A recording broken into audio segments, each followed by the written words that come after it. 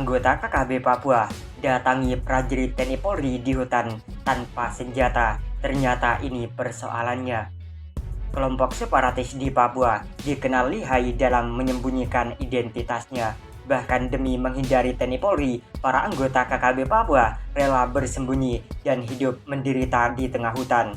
Tak hanya itu, mereka selalu waspada dengan membawa senjata api kemanapun. Tetapi hal berbeda justru dilakukan 3 anggota KKB Papua ini. Mereka malah mendatangi TNI Polri yang sedang patroli di tengah hutan. Anehnya lagi, mereka datang tanpa membawa senjata api maupun senjata tradisional. Peristiwa yang tak lazim tersebut ini viral di media sosial. Pasalnya, hal semacam itu janggal untuk daerah bergolak seperti Papua. Tak disebutkan pada wilayah mana anggota KKB itu mengadu ke prajurit TNI Polri. Tak dibeberkan pula di bawah kendali siapa 3 anggota KKB tersebut datang dan memohon bantuan TNI Polri. Tapi dari fakta yang viral di media sosial, terlihat 3 anggota KKB tersebut menemui prajurit TNI Polri yang sedang istirahat di kali kering di tengah hutan. Tanpa membawa satupun pucuk senjata api, 3 anggota KKB itu menemui aparat TNI Polri tanpa rasa takut sedikit pun.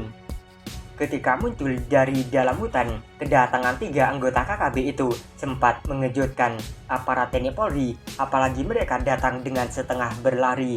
Sekilas terlihat 3 anggota KKB itu sepertinya sedang dikejar-kejar, sebab saat menemui prajurit TNI Polri, mereka tampak ngos-ngosan, nafasnya tersengal-sengal, dan seolah mereka telah berlari jauh entah kenapa. Setelah beristirahat sejenak, 3 anggota KKB tersebut kemudian menceritakan sebab musabab hingga mereka memilih menemui TNI Polri di tempat itu.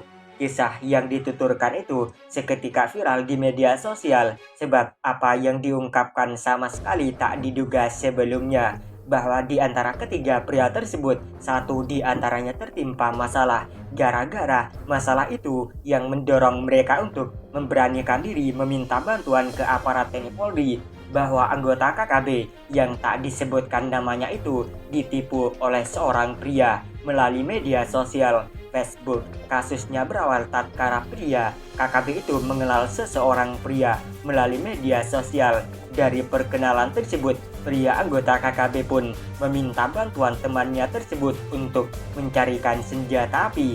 Soal harga bisa dinego, tapi senjata yang dibeli hendaknya yang bagus supaya dapat digunakan untuk keperluan KKB.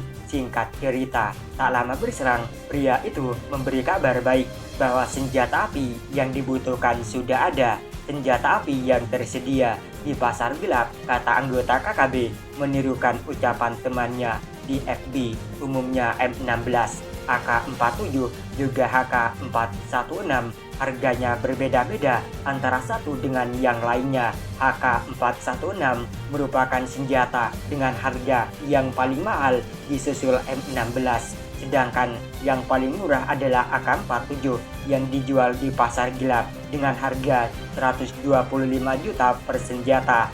Dari komunikasi tersebut, akhirnya disepakati bahwa senjata api yang dibeli jenis AK-47 seharga 125 juta. Untuk mendatangkan senjata yang dibutuhkan, anggota KKB tersebut diminta untuk mentransfer uang terlebih dahulu. Setelah uang diterima, pengadaan senjata langsung dilakukan dan pria anggota KKB itu akan mendapatkan senjata api pada titik yang ditentukan.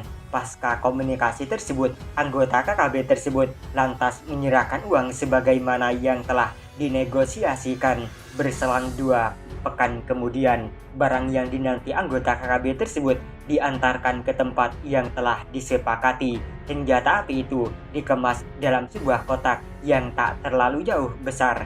Maklum, senjata api itu telah dipreteli semuanya. Melihat kotak itu, pria anggota KKB bersama 2 rekannya itu tersenyum sumringah. Mereka gembira karena apa yang dicari akhirnya didapatkan juga. Akan tetapi, detik-detik kegembiraan yang dirasakan anggota KKB itu hanya sesaat saja.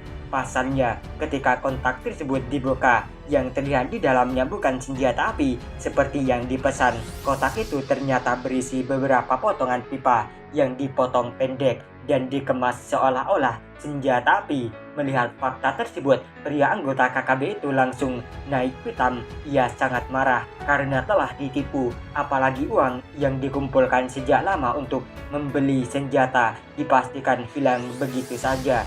Dalam situasi yang tak menentu, mereka pun sepakat untuk melaporkan masalah tersebut ke aparat TNI Polri. Agar identitas sebagai anggota KKB tak diketahui TNI Polri, maka saat melaporkan kasus tersebut, ketiga pria itu tak membawa satupun senjata. Saat sedang dalam perjalanan menuju pos keamanan, mereka menemui prajurit TNI Polri yang kebetulan sedang beristirahat di tengah kali, seakan tak mau menyia-nyiakan kesempatan. Pada saat itulah anggota KKB tersebut membeberkan semua fakta yang dialami. Diceritakan pula tentang identitas pria yang diminta untuk membelikan senjata api. Setelah semua data dibeberkan, aparat TNI Polri pun langsung bergerak. Tak lama kemudian oknum penipu itu diringkus pada sebuah honai tak jauh dari tempat itu. Hal mengejutkan yang sama sekali tak disangka oleh KKB adalah seusai meringkus dua oknum penipu tersebut, TNI Polri juga menahan 3 anggota KKB tersebut. Alhasil, dalam kasus tersebut, aparat keamanan kebanggaan NKRI menggelandang 5 orang ke pos keamanan. Dari 5 oknum tersebut, 2 diantaranya adalah oknum penipu, sementara 3 lainnya merupakan anggota KKB. Dengan demikian, semakin bertambah anggota KKB yang berhasil diamankan TNI Polri tanpa melepaskan tembakan. Sementara dari pihak lain, anggota KKB semakin berkurang karena satu persatu dari mereka ada yang dikirim ke alam baka dan yang lainnya diproses sesuai aturan hukum yang berlaku.